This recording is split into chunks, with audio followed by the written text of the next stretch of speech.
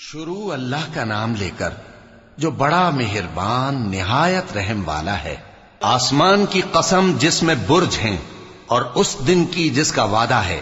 اور حاضر ہونے والے کی اور اس کی جس کے پاس حاضر ہوتے ہیں، کہ خندقوں والے ہلاک کر دیے گئے، یعنی آگ کی خندقیں جس میں ایندھن جھونک رکھا تھا، جبکہ وہ ان کے کناروں پر بیٹھے ہوئے تھے اور جو ظلم وہ اہل ایمان پر کر رہے تھے ان کا نظارہ کر رہے تھے، اور ان کو مومنوں کی یہی بات بری لگتی تھی کہ وہ اللہ پر ایمان لائے تھے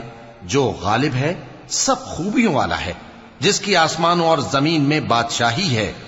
اور اللہ ہر چیز سے واقف ہے۔ جن لوگوں نے مومن مردوں اور مومن عورتوں کو تکلیفیں دیں اور توبہ نہ کی، ان کو دوزخ کا اور عذاب بھی ہوگا اور جلنے کا عذاب بھی، اور جو لوگ ایمان لائے اور نیک کام کرتے رہے ان کے لیے باغات ہیں جن کے نیچے نہریں بہ رہی ہیں، یہی بڑی کامیابی ہے۔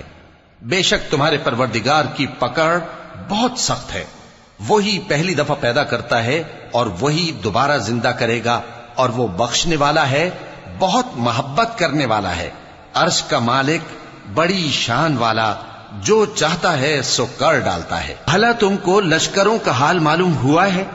یعنی فرعون اور سمود کا؟